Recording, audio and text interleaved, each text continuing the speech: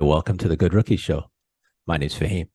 And my name is Nelly J, y'all. And we are Good Rookie. That's Ha ha right. ha. What's going on, everybody? Happy Good Tuesday. And guess what? It's the Good Rookie Show. Yep, yep. Yep. As y'all know, we love coming to y'all with sports and culture. And today it is no different. Okay. But we're excited, guys.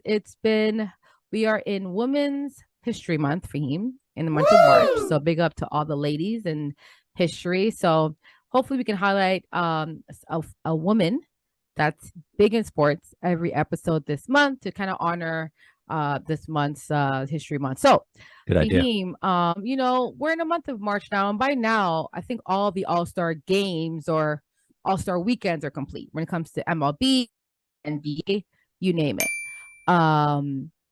What's your thoughts, Fahim, on now that we have like a month, later, what's your thoughts on these all-star weekends?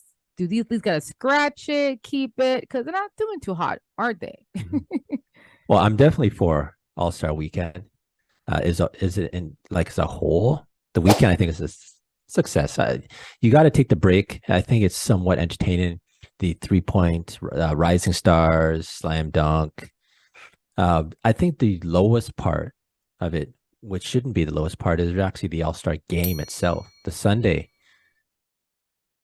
it has so much potential to be so much better, and that's why I think it's losing. What do you think? Well, as you know, the All-Star game has Mhm. been going downhill since the pandemic. Like, Right. I don't know what happened from the pandemic, but the best All-Star game to me, and I'm gonna be biased, was in Toronto. Yeah, that was Mhm. probably the last best All-Star weekend that they've had. I'm gonna say it out loud. The game was actually great because it was Kobe's last All-Star, game. And since then, it hasn't been the same. Like maybe Kobe brought this intensity to like playing in that game. But I do think, and people might get mad at me, that group of fans, but it was LeBron. To me, I think LeBron had a responsibility to try to make that game competitive. Like once Kobe left, now it's yours, baby, to like make it competitive, create competition, make it like a bit more fun. Cause I think before Kobe, MJ did it, you know what I mean? Like it was passing on the torch. And I think as fans, we want to see the best of the best go at each other and compete hard. The only thing good about that game was the Tatum versus Brown, Jason Tatum versus Jalen Brown. Outside of that, people weren't competing for him. Like Mhm. they weren't competing, and and it's a mindset. You know what I mean? I get it. This game doesn't mean nothing to you as a player overall, but your fans pay a lot of money, and without the fans, y'all ain't making all this money. You know what I'm saying? Like without us, endorsements are making money.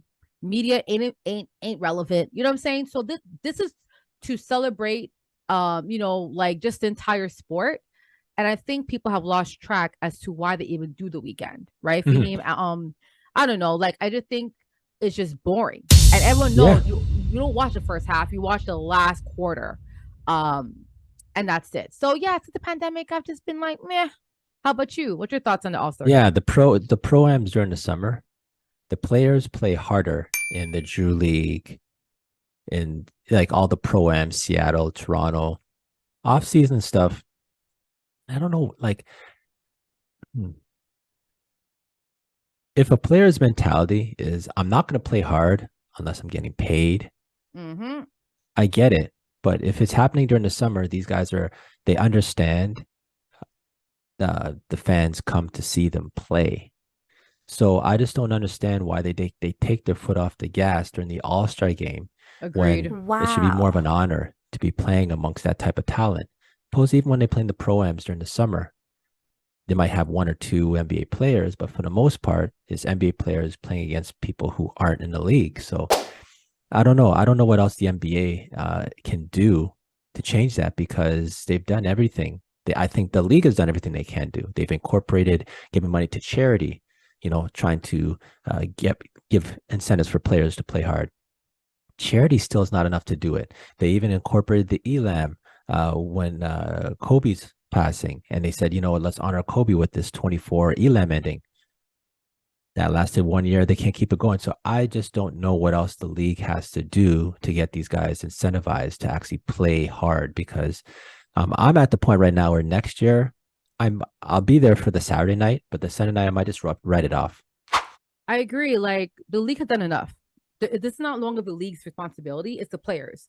Yeah. And the players have to have some type of responsibility. And first of all, to me, I hate it went downhill for him when they started the LeBron versus whatever. Like that crap to me doesn't work. Like I think if I'm a player and I'm on Team LeBron or Team Yacht, like I don't want to play for those guys. Like they're my enemy. I think it should be East versus West. Like let's see who's the best conference. It should go back to that. Like sometimes you overthink it. Go East versus West and have the same charity type involvement, but it's not working. So I just think having these guys draft players, like it extends it, and it's not entertaining at all. No one cares about who LeBron's going to draft. Like I'm over that. So I just think it's been 6 years now. Go back to East versus West. Go back to let's see which conference is the best, because that's bragging rights. Yo, yes, your conference might look better, but we beat you in the All-Star game. Like go back to that, right? Like I'm over this, Team LeBron, Team Giannis, whatever. I'm over that crap. I really am. I'm really am. And they've gone wrong when the numbers have dropped over the past year. Where Major League Baseball, they had 7.5 million viewers. The Pro Bowl, who we've all clowned as being such the most failed professional sports all-star game, the Pro Bowl had 6 million viewers. The NBA All-Star game had 4.5 million viewers. When you have more people more interested in the Pro Bowl, now mind you, the Pro Bowl, this is their first year they incorporated something new with the flag football, got the Mannings involved. So Major League Football, NFL, sorry, they've went ahead and they made the adjustment. So maybe that would be a little bit of a spike, but you never want to see yourself in a situation where out of the three, Major League Baseball, football, and basketball, where the NBA is last and third. Not a good look. Well, I mean, what's really even disappointing is that they had a rating of 2.2. Oh my gosh. And before it was 3.1, it's been declining. So NBA, whoever you guys have heading this All-Star weekend, I'm not knocking them, but we got to stop this, this team stuff. East versus West, period. Yeah. Right? So, that's it. And if you want to make it even more interesting, maybe allow a rookie, or maybe allow one rookie, or maybe you award the MVP, like you select 2 players that played hard in that Rising Star game. The best of those 2 gets to play in the All-Star game. And guess what, Faheem? When a rookie's playing against you and you're an All-Star, if he that will make you go, you know what? I can have this rookie guy come on here and roast me. You know what I'm saying? So maybe we got to bring some G League players up in there. You know what I'm saying? Like whatever we got to do to make you guys go, yo, I can't be embarrassed tonight by these kids, right? Because to me, those kids played harder than the guys, the kids in the Rising Stars, the younger players in that game. They played harder than the guys in the All-Star game.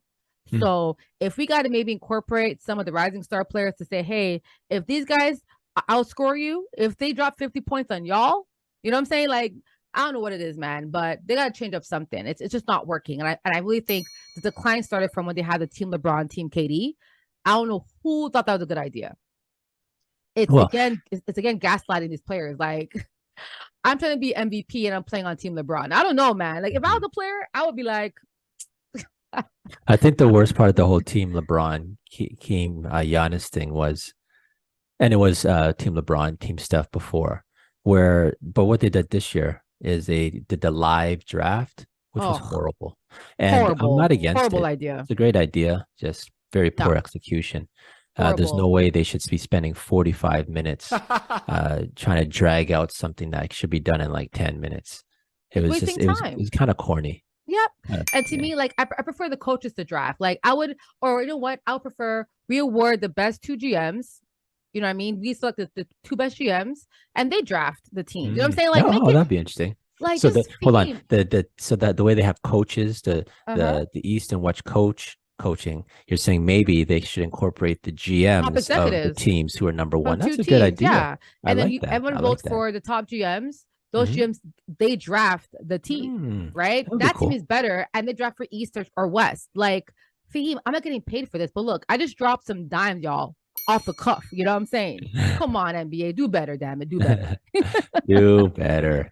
On the way out of this, Mac McClung won the slam dunk competition. Do you think he's brought it back? Did again? Did what? You think Mac McClung has brought the dunk competition back?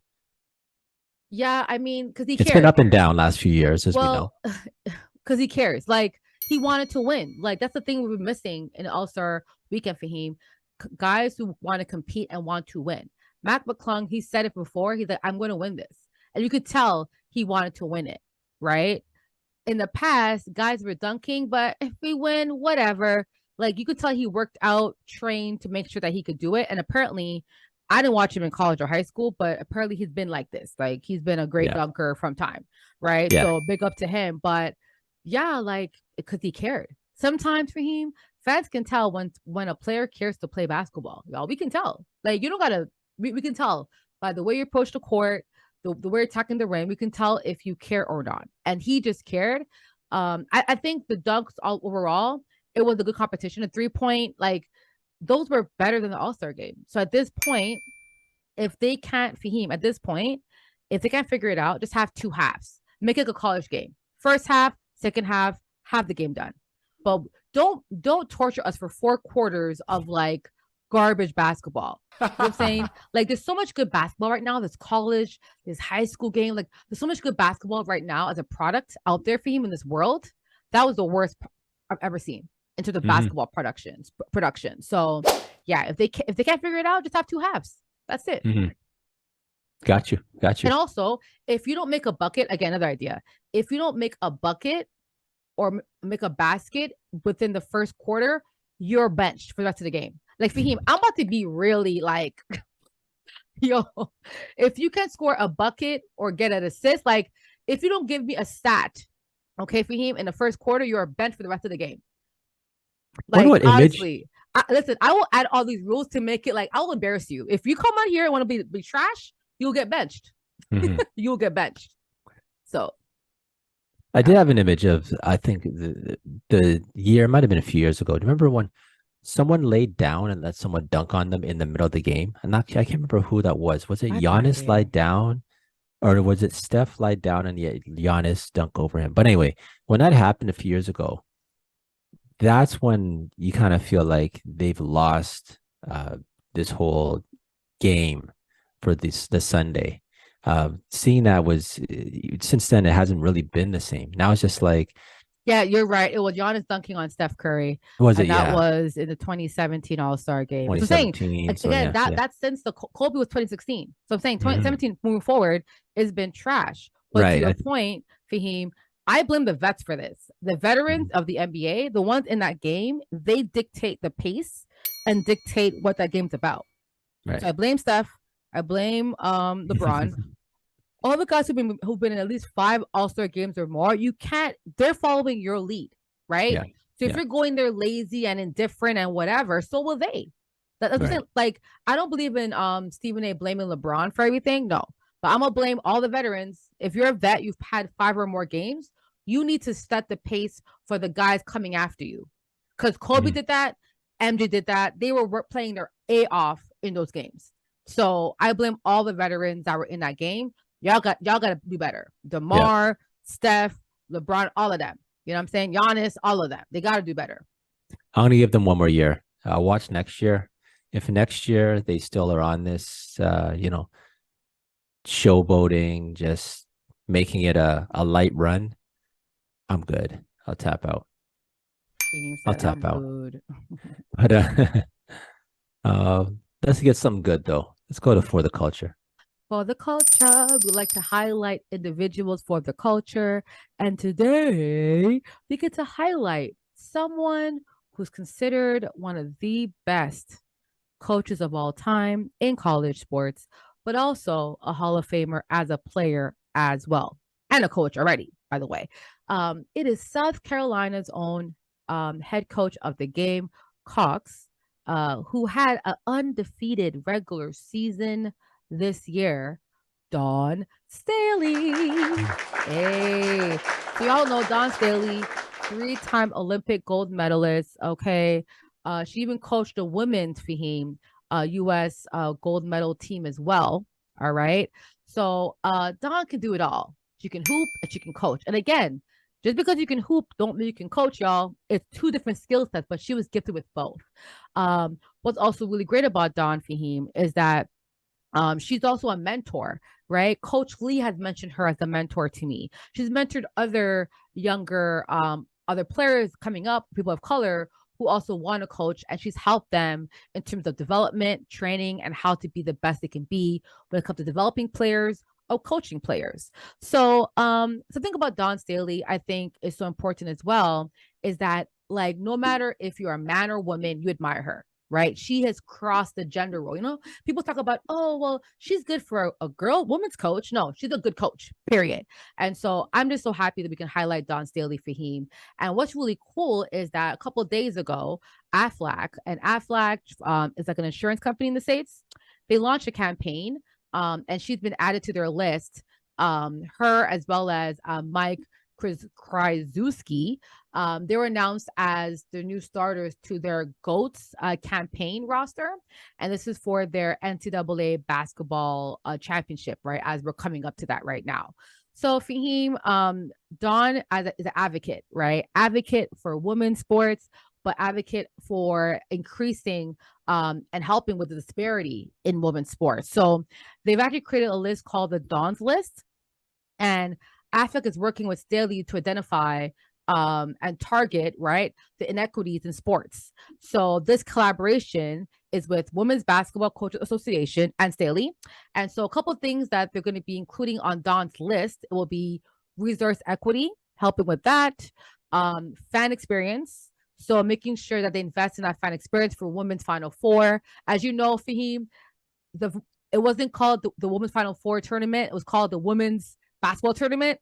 They just branded it to Final Four like a year ago, which we thought was kind of weird. Also, community engagement as well. So really helping advocate for women in sports and advocating young role models and pillars in their communities that are also helping women basketball. So Faheem, all in all, Dawn Staley is for the culture. But yo, what's your thoughts on Dawn Staley, Faheem? The stuff she's doing on the court, off the court, and all the things she's doing in terms of influencing women in sports. Dawn Staley, she's a living legend. She's a winner. I think it's when you talk about women's coaching, Becky Hammond, she seems to be one like definitely a pillar that a lot of people look to.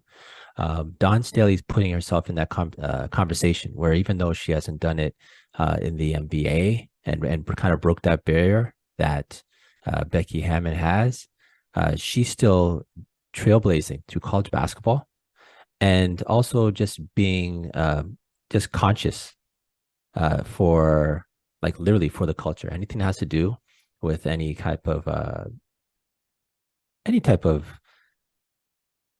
what's the word I'm looking for? Just anything socially conscious.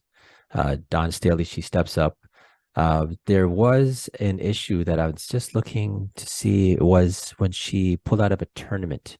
And I remember hearing about that. I'm just trying to get the details of that. And that's what really gave me a lot of respect for her. She left. Yeah, I think the school was doing something towards women's sports or something. There was some kind of dispute. And so she refused to play that team because she knows that, remember, if South Carolina is coming to your town for a game or a tournament, Faheem, they're bringing a lot of people to they're bringing revenue, right? Mm-hmm. I remember she pulled out of playing because of the school not, I think they didn't deal with the situation to the best that she thought they could have done. Right. So actually I found it. So Coach Dawn Staley, there was, I guess, a racist comment from BYU, Brigham Young University, which I think is in Utah. And she had pulled her team out. Yeah. When I heard that, I was like, wow, that's powerful because, college basketball, it's still a business, right? So for her to, I'm assuming she couldn't just do that. She probably have to go to the faculty, get approval for something like that, because it would be costing the school money. But just even if she was the genesis to start something like that, her heart's in the right place and she knows what she's doing. So shout out to Dawn Staley for real. Yeah, man.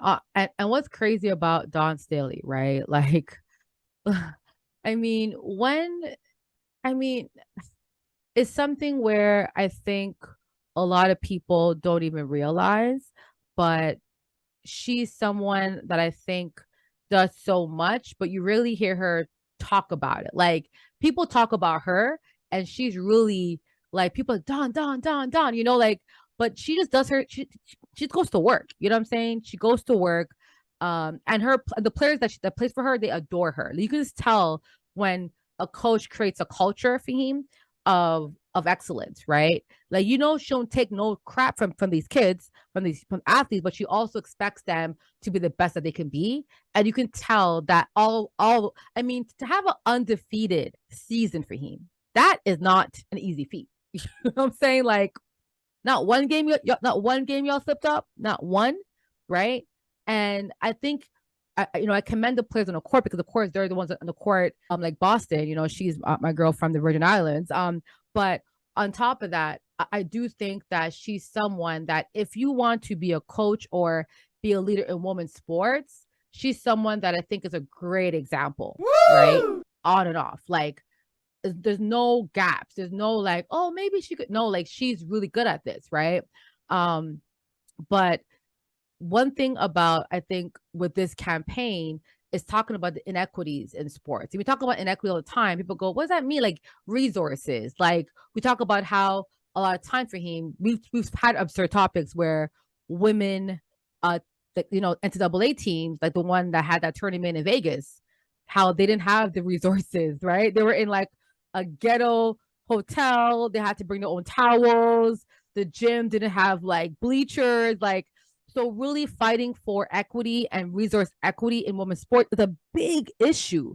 We saw the tournaments last year, how the women's tournament side, remember the gym room was like a closet room with like 4 or 5 weights versus the men that had a big room. So the resource and equity is big in women's college sports. And so, yeah, like Dawn, for the culture, keep doing what you're doing, man. Like we're all looking up to you and hoping to add to your movement and what you're fighting for. So yeah, big up to Dawn Staley, man, for the culture. Period. Yeah, most Period. Nice. And especially during Women's Month. Women's It's History international. Month. Yeah. It's Women's History Month. There you go. She's definitely history in the making. Most definitely. Absolutely. She's a legend. So shout out to Absolutely. Dawn Staley. Yay. On this note, let's wrap up the episode with our last topic, which is That's Absurd. That's absurd. Faheem, bro. What was absurd this week? What was absurd? The XFL, a league owned by The Rock, Dwayne Johnson. Shout out to The Rock. There was a quarterback for the Orlando Guardians. He has been cut because he allegedly gave the opposing team his team's playbook. Absurd. Hold on. So you're telling me that this guy was okay, so the Guardians QB, right? I guess the team is called the Guardians, right? Which is hilarious. The Guardians. Yeah. A Guardian. Yo, typically a Guardian is someone that kind of guards stuff, right? Yeah. A Guardian protects information. Yeah. Information of key information for him, like guardian of some or of sensitive information to say.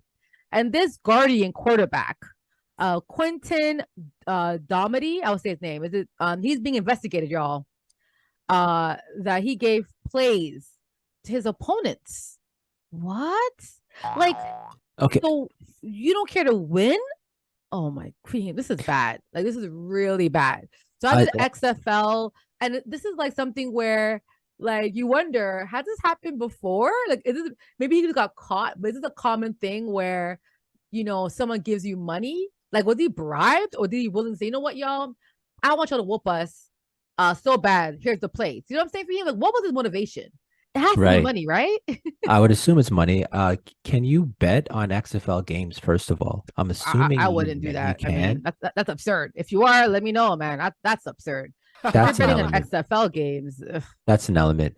All I can say is he's kind of played himself out of being, if he ever had hopes of being in the XFL Hall of Fame, I think he could pretty much say he's thrown that out, much like Pete Rose did with Major League Baseball, betting on his own team.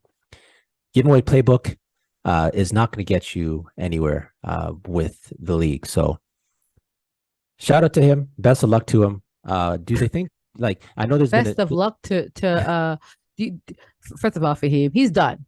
Like, he's never getting hired to play. Like, he's lucky if he even plays in the intramural league, bro.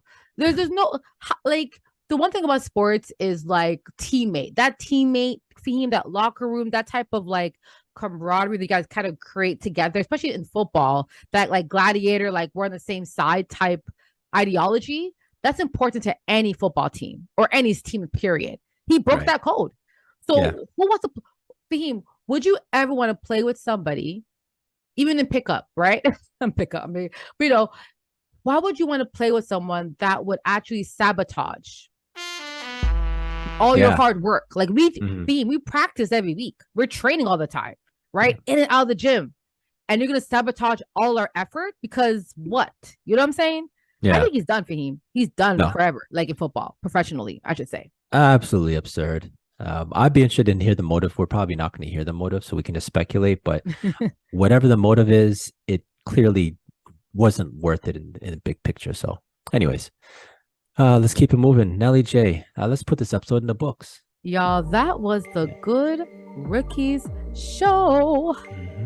So as y'all know, this is a time that we do some shout outs, Faheem. So in the spirit of Women's History Month, I want to shout out Coach Mo, Karen, and Randy Holcomb. We actually did a top 75 women's basketball list for Faheem. And we ranked women's basketball players of all time. Not dependent on league, just basketball. And the list is up on the Run Sports, so I'll have that link in our summary. But all those ladies on that list, women's basketball is beyond WNBA. It started before that, and I think this list really gives you a good insight as to the top players that ever played the sport. So yeah, I want to big up everyone that helped with that list, big up the Run Sports. And yeah, I think, Faheem, it was a really good, even I learned a lot about women's basketball, players that I didn't even know from like the 80s. I was like, oh my gosh, 60s, 70s, and also women internationally. Some players in Brazil, some in France, some in Europe, some in Italy. So yeah, it was a great team collaboration. And yeah, I want to big up that list. Again, top women's 75 basketball players of all time on the Run Sports website. You got it. There you go. Make my shout out quick. I want to shout out just all women for Women's History Month this month. We have 4 more episodes, or actually 3 more this month. And a shout out to you, Nelly J, for bringing in the content in regards to a lot of the women's issues that maybe aren't being discussed. We're definitely here to talk about them and highlight them. So that's my shout out for today. Awesome. Oh, y'all know this is the Good Rookie Show. You had a good time. You enjoyed yourself. Please like and subscribe. And tell a friend to tell a friend. Faheem. We're on all platforms if you're looking for us. You know what it is. It's a Good Rookie Show. And we out. Peace.